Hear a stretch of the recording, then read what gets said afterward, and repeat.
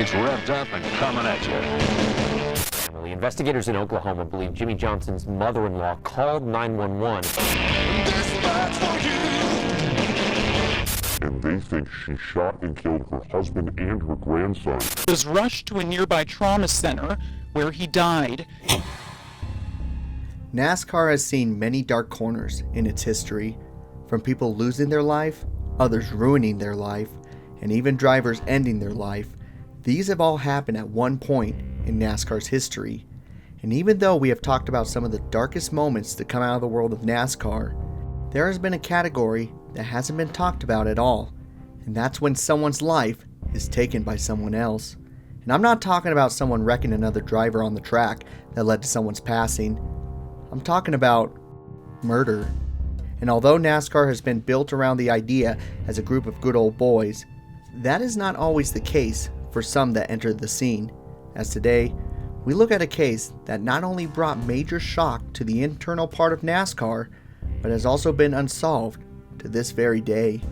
And as of now, very little information can be found about the victim or the story itself. However, that's not going to stop us from telling you this shocking story. This is the cold case of Billy Crump. It's the best race weekend. Your mind is completely focused on race day. You have the fastest car in the garage area, and the best part, you were the first one to show up to the driver's meeting. Everything is going great, except for one thing. Your style is completely off. No! That's why I am now partnered with COOFANDY as the next men's brand that is tailored to you. Life is a journey, and that's why COOFANDY believes that every man should look and feel their best at every stage of their life. Whether that's their first laps ever on a racetrack or their swan song years as they're riding off into a sunset, COOFANDY has a refined collection of shirts, suits, pant sweaters, and tees that are designed to move with you through life's most meaningful moments. So make sure to go to COOFANDY.com down in the description below to get your next outfit, so the next time you have a memorable moment in your life, you are already dressed for victory. Here comes Bonnet. Gant comes down to the bottom, and they touch. Gant gets a little out of shape. He's on the outside, but here comes Bonnet. It is too close to call. Our story begins in the mid-1980s, a time where NASCAR was starting to become well known around America, where drivers like Darrell Waltrip, Dale Earnhardt, and Bill Elliott were becoming the new stars of the sport. And a brand new team known as All-Star Racing, owned by Rick Hendrick, entered the sport in 1984. Rick Hendrick was a wealthy car dealership owner, but only started with 5 employees and equipment that was all rented. Many are aware by now of the Cinderella story in '84, with Jeff Bodine winning at Martinsville, saving the team from closing its doors. Because of this, Rick Hendrick decided to go all in on his NASCAR team and looked at every opportunity in order to keep the team as profitable as possible. By 1986, Hendrick Motorsports had expanded into a multi-car team with Jeff Bodine and Tim Richmond behind the wheel of their equipment. Victories were starting to come pouring in by both drivers, including the 1986 Daytona 500.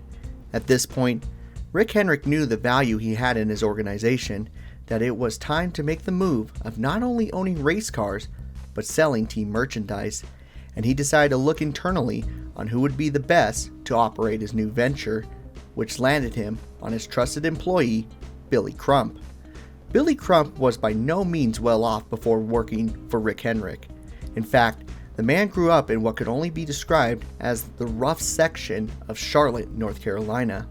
With that being said, it never kept the North Carolina native down, as his hard work and dedication to Mr. Rick Hendrick set him apart from all the other employees in Rick's dealership.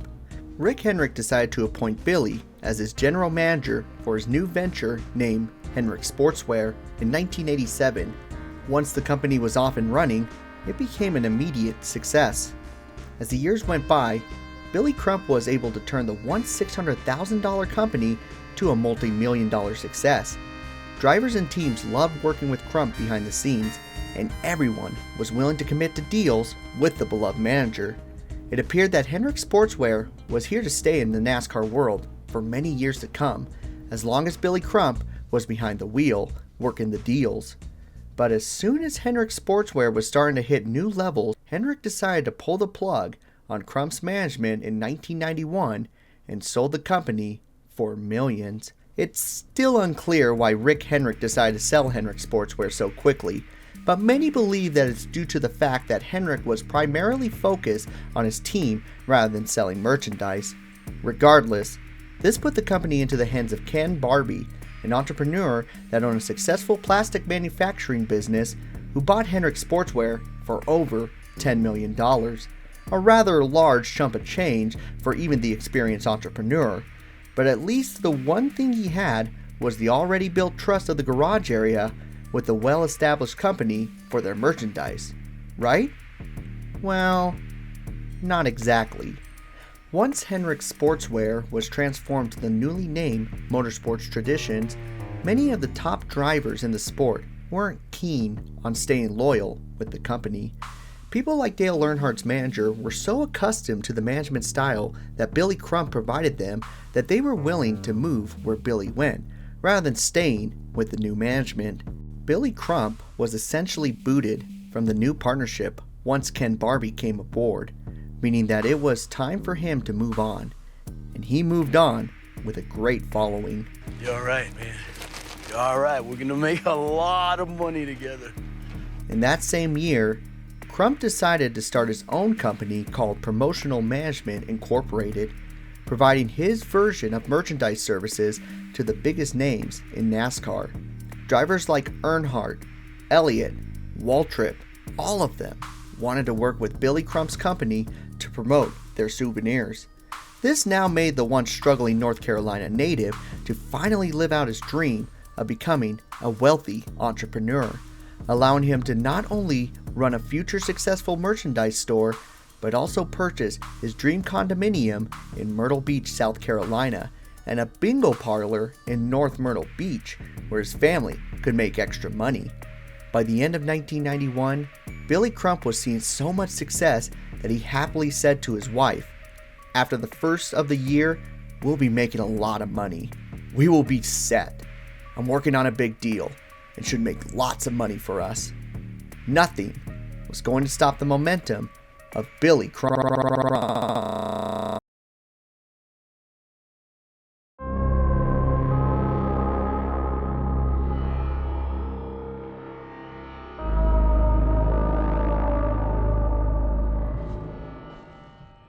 It's laid out, and Billy Crump, along with his wife, have just finished a successful night at the bingo parlor. They leave their business at North Myrtle Beach on their way to their new condominium in Little River. As they pull up to the Eastport condominiums, everything seems to be normal.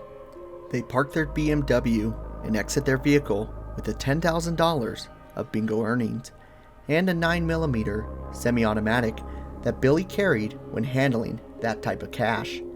And as they head towards their building, footsteps can be heard coming from behind the couple. In the darkened area, a male voice can be heard saying, Hold it right there. as two males appear from the dark, carrying a shotgun and an open revolver. Before Billy Crump could even react, they open fire.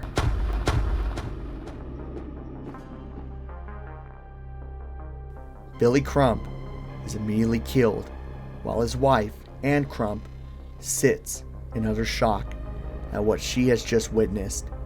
And as quickly as they appear, they take off into the night, taking only the weapons they used to cause the heinous act, while leaving Billy Crump to die. Within an instant, Billy and Ann's dreams were destroyed by two killers at 20 minutes past midnight on January 4th, 1992, and no one knew who the killers were. Ann Crump couldn't get a look at the men who took her husband's life. In fact, she remained in shock for weeks after the incident. The whole event is tragic, to put it lightly, leaving many to wonder, why would someone want to kill Billy Crump? At first, many assumed that it was a robbery gone bad, due to the fact that Billy Crump was becoming very wealthy at this point, along with carrying $10,000 of winnings on his person at the time. However, this is where the idea of a failed robbery starts to be questioned, as all of Billy's belongings that night were never taken. During the time of the shooting, the Crumps had $10,000, a new BMW, a Rolex, and a 9mm, yet none of it was even touched by the perpetrators.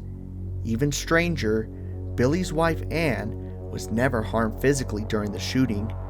It was if their only goal was to kill Billy. So if it wasn't a robbery, then why were these two men waiting in the middle of the night to take out Billy Crump? Well, one of the biggest speculations for this incident is a contract killing. I need a killer. Now, it might be a far-fetched idea, but hear me out. If it wasn't about the money in his possession, then what could it have possibly been? Billy was such a likable guy. So many drivers and managers wanted to work with him regardless of where he moved. He was really loved by Mr. Rick Henrik, as he was the one who appointed Billy as his general manager. So, who could it have been?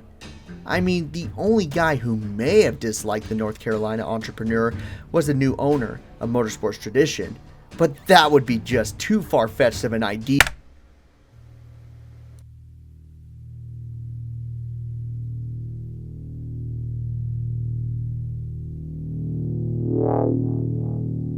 Many people have speculated that the contract killing could have been orchestrated by the man who struggled the most from Crump's likability, Ken Barbie.